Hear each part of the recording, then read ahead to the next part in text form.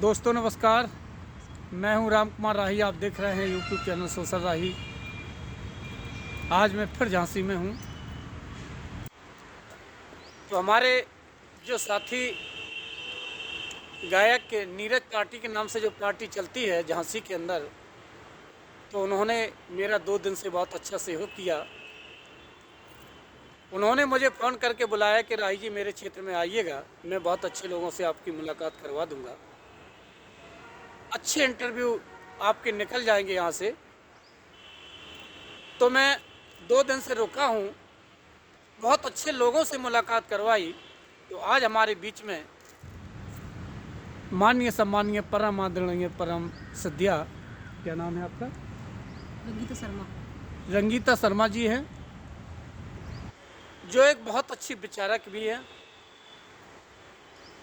अभी डॉक्टरी की इनके पास डिग्री भी है और लगभग डॉक्टरी कर भी रही हैं।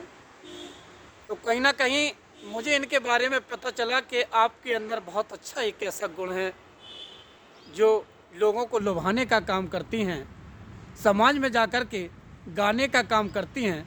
तो हमने कहा कहीं ना कहीं मुलाकात रंगीता जी से हो जाए। तो नीरज भाई के माध्यम से इनसे मुलाकात हमारी हुई, तो हमारे बीच में बैठी हुई हैं। मैं आपको रूबरू कराने का काम करता हूं। तो सबसे पहले मैं आपका बहुत आभार व्यक्त करता हूं जो यूट्यूब चैनल सोशल राही को आपने समय दिया। तो रंगीता जी, आप जब ग्रामीण क्षेत्र से निकल कर के सिटी में आई हैं तो आपको कैसा लगा? जी सर, बहुत बहुत धन्यवाद सर, बोलने का मौका दिया। जी नाम रंगीता शर्मा है और मैं छोटे से गांव की रहने वाली हूँ। बड़ा बेलमा नाम है, मोड़ के जी। पास है गांव। जी, तो वहाँ से झांसी से कितनी किलोमीटर गांव पड़ता है? 65 किलोमीटर। 65 किलोमीटर। तो आपकी जो शिक्षा हुई होगी वो ग्रामीण क्षेत्र में रही होगी आपकी? कक्षा 8 तक। अच्छा, ग्रामीण क्षेत्र में रही। इसके बाद फिर कहाँ से मोड़ से किया आपने? इसके बाद फिर झांसी में मैंने 9th किया। जी 9th में किसी तरह से गरीबी के कारण, जी जी ट्यूशन ना लगने के कारण जी जी जी फेल हो गई। जी। फिर मैंने काम स्टार्ट किया। हाँ काम स्टार्ट किया सुधा नर्सिंग होम में। जी मैंने काम को सीखा। जी। छोटे भाई बहन थे, हम्म, उनको पढ़ाना था, हम्म, पैसा था नहीं, तो काम भी करती थी। प्लस में मेरी मुलाकात 2001 में रंगीता जी आप भावुक मत हो भाई। कहानी इसलिए पूछी जा रही है, कहीं ना कहीं हमारी जो महिलाएं लड़कियां जो देख रही हैं, तो आपकी एक कहानी सुन कर के उनको भी लगेगा कि एक ग्रामीण क्षेत्र से निकल करके एक महिला ने इतनी मेहनत करके शहर में पहुंची, तो कहीं ना कहीं हमको भी करने की ज़रूरत पड़ेगी। 2001 में फिर मुलाकात हुई माननीय मुन्ना मासूम जी से और नीरज जी से मुलाकात हुई। जी तो कहीं ना कहीं संगीत का शौक था, छोटे से था। जी जी जी। मैं स्कूल में भाग वगैरह लेती थी, तो फर्स्ट आती थी।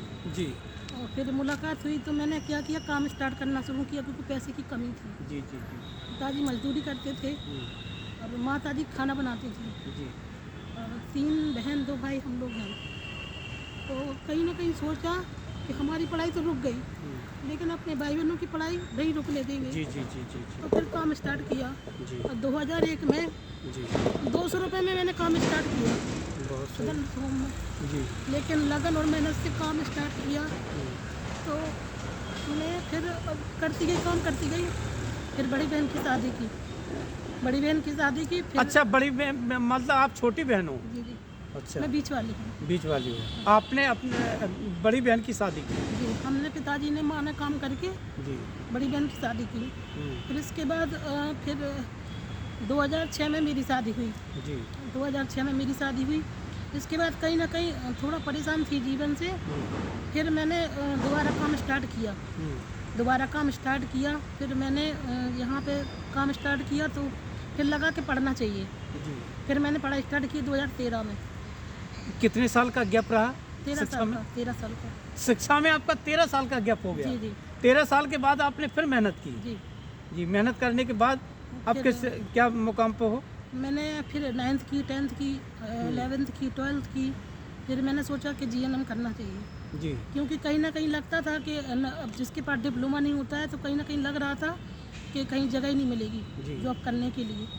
और संगीत हमारा शौक था, सब लोगों के माध्यम से, नीरज जी के माध्यम से, मुन्ना मासूम सर के माध्यम से। तो दिन में मैं ड्यूटी करती थी और रात में मैं प्रोग्राम करती अच्छा, थी। प्रोग्राम करती थी, गायकी करती थी। अच्छा भजन संध्या में सर लोगों के माध्यम से भजन संध्या वगैरह है, गजल जी है, जी तो मैं जाती थी सर के माध्यम से। सर लोग ले जाते थे जी। और छोड़ जाते थे। मतलब ऐसी देखभाल इन्होंने की कि शायद है कोई भाई कोई पिता कर सके, जी। ऐसी देखभाल अच्छा इन्होंने अच्छा की। अच्छा। मतलब हमें कोई दिक्कत नहीं हुई, किसी प्रकार की दिक्कत नहीं हुई। ये नहीं लगा कि कोई फैमिली सदस्य हमारे साथ नहीं हुए, ऐसा नहीं लगा कभी। फिर इसके बाद हमने जीएनएम की। जीएनएम करने के बाद और फिर सबकी शादी हो गई, सारे भाई बहनों की शादी हो गई, घर मकान बन गया। आज झांसी में 2-2 मकान हैं और मेरी भी जीवन पूरी तरह से स्वस्थ है। जी, एक बच्ची है हमारी, खूब अच्छा जीवन चल रहा हमारा। रंगीता जी, आपने हकीकत में आज वो कहानी सुनाई है जिससे हमारी महिलाओं को एक प्रेरणा मिलेगी कि रंगीता जी इतना मेहनत करके और इतनी परेशानी के बाद भी झांसी निकली हैं और उन्होंने इतना बड़ा काम कर दिया। मेरे माता पिता का बड़ा सहयोग रहा है, वो लोग हम लोगों को लेके आए यहाँ पर, मजदूरी करके हम लोगों को पाला है। जी जी जी जी। तो क्या कहना चाहेंगे, आपको जो देख रही हैं हमारी महिलाएं और बच्चियां भी देख रही हैं, तो आपको क्या लग रहा है, क्या संदेश देना चाहोगी?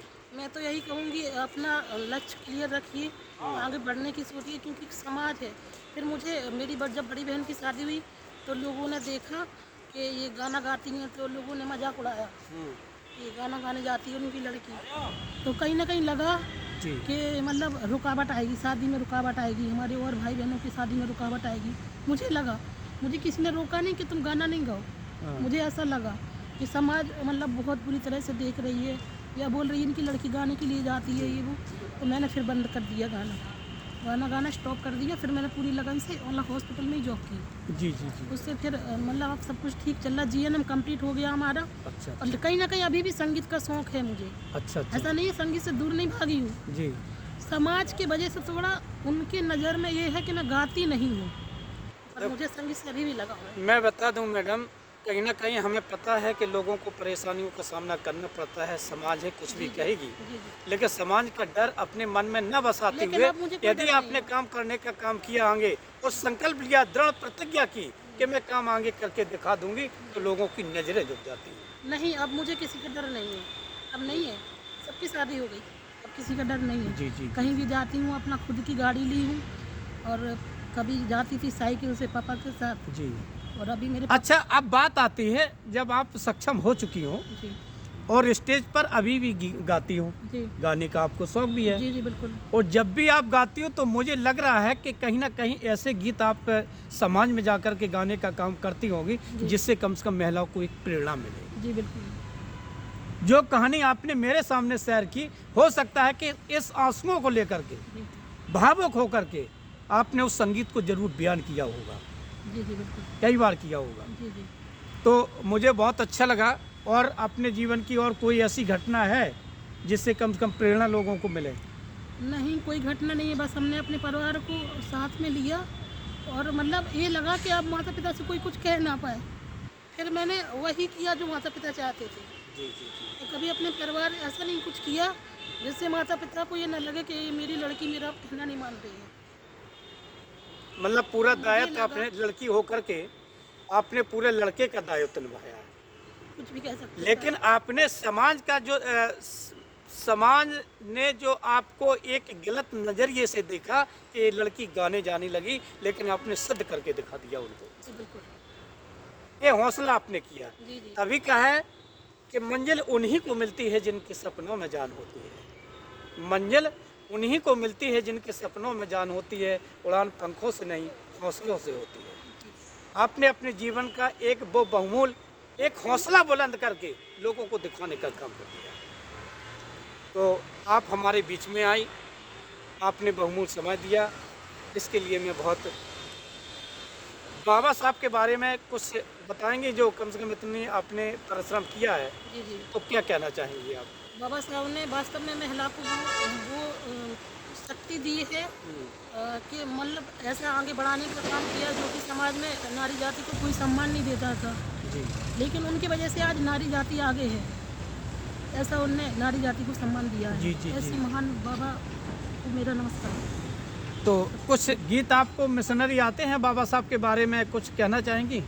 गीत जी, है जी। आपको याद? जी जी सर। अब गायक हैं तो कहीं ना कहीं लोगों की नज़रें लगी हुई हैं कि राही जी ने गवाया क्यों नहीं गीत। जी जी बिल्कुल। तो थोड़े गुनगुना दीजिएगा जिससे कम से कम लोगों को लगे कि आपकी आवाज़ गाने में ऐसी है। जी जी।